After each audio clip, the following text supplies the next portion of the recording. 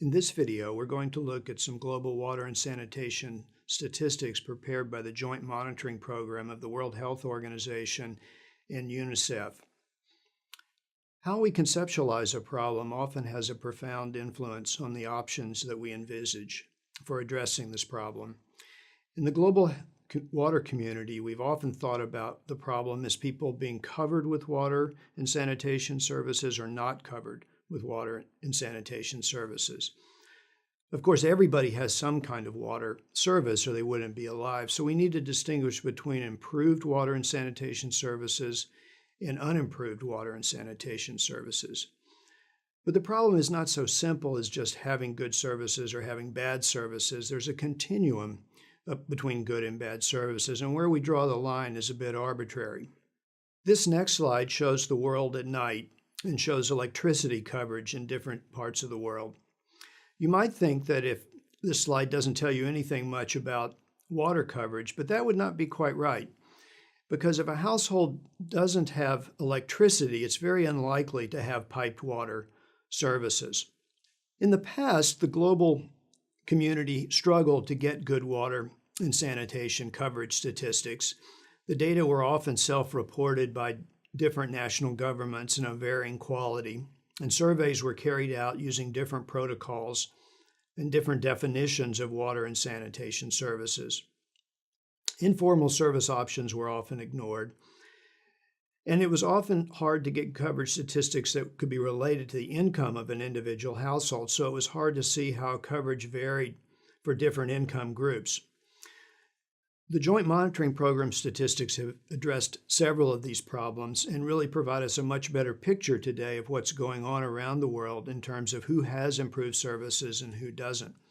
In round numbers, about 800 million people in the world don't have improved water services, and about 2.4 billion people don't have improved sanitation services.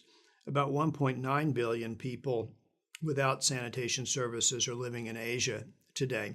So before I show you the coverage statistics, let's look at the definitions for improved water sources and for improved sanitation services. For water, an improved source includes piped water into a dwelling or a plot, public taps or stand posts, tube wells or boreholes, some kind of intervention where water quality has been improved. For unimproved water supplies, this would include unprotected wells or unprotected springs. It would include surface water, rivers or lakes or ponds, streams. But the definitions also include water vendors when water is delivered by cart from small tankers or in drums or from a tanker truck. But if you think about it, this is again kind of arbitrary. I mean, piped water services, they're only available 1 or 2 hours a day, or even for 1 or 2 hours a day, for a few days a week, are not really improved, and especially if they're not potable. So again, this is kind of an arbitrary definition that we're going to be looking at.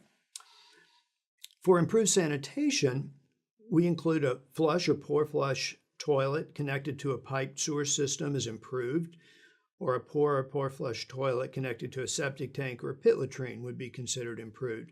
Also, an improved ventilated pit latrine is considered improved. On the unimproved side, we include pit latrines without slabs or open pits, bucket latrines, hanging toilets, pour flush toilets that don't discharge to a sewer system or to a septic tank.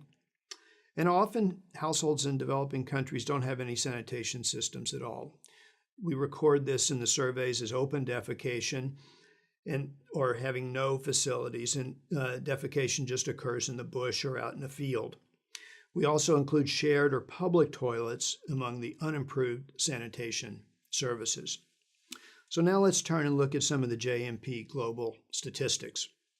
This first map shows water services around the world that are for both urban and rural. And the orange colors and the yellow colors show poor coverage. What this slide shows is that many countries in sub-Saharan Africa jump out as having poor water coverage. The countries in light blue also have a large number of households with improved water supplies. In Latin America, these include Peru and Bolivia. In Asia, these light blue countries include Nepal, Cambodia, and Indonesia. But note that India and China actually have high coverage of improved water services, and these are countries with very large populations. So if we want to know how many households lack improved services, we need to pay particular attention to countries with high populations, such as China, India, Indonesia, Pakistan, and Nigeria.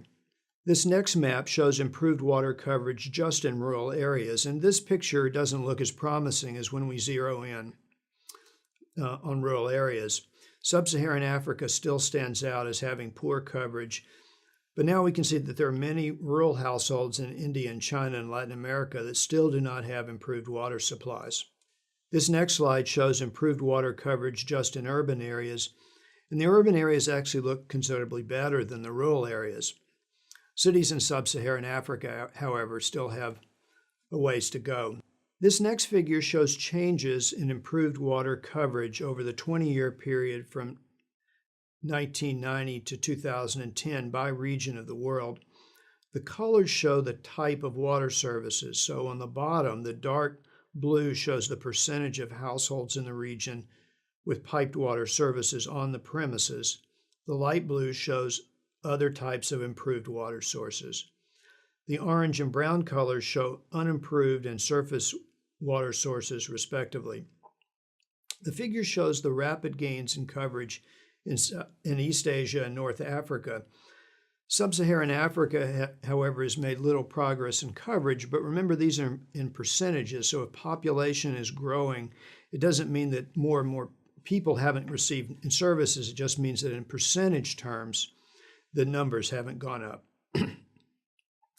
Note here also that Central Asia has actually experienced a decline in coverage following the breakup of the former Soviet Union. Now let's turn to look at the sanitation coverages globally. This first map shows both urban and rural, and this really shows a different picture than the water side. First, globally, the coverage levels for improved sanitation are a lot lower than for water.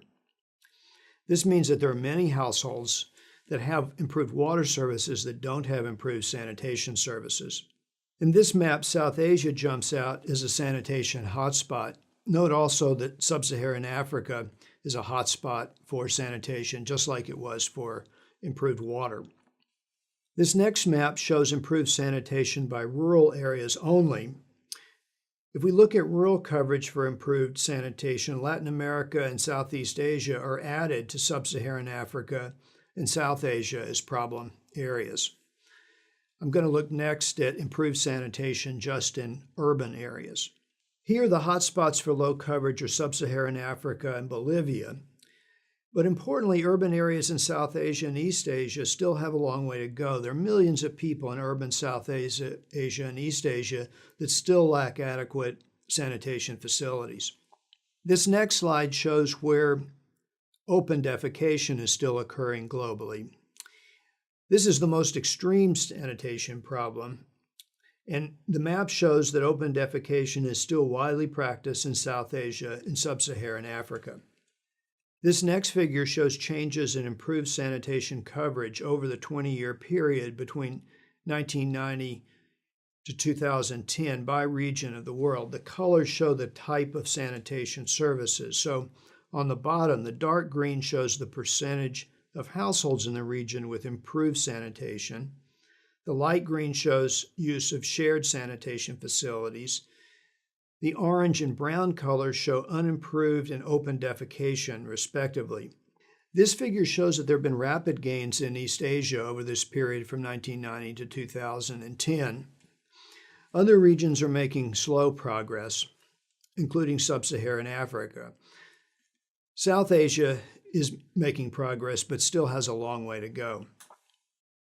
Just to wrap up this video, you can see that water and sanitation conditions are very different in different parts of the world. They're different in rural areas from urban areas, and they're different in different regions in the world.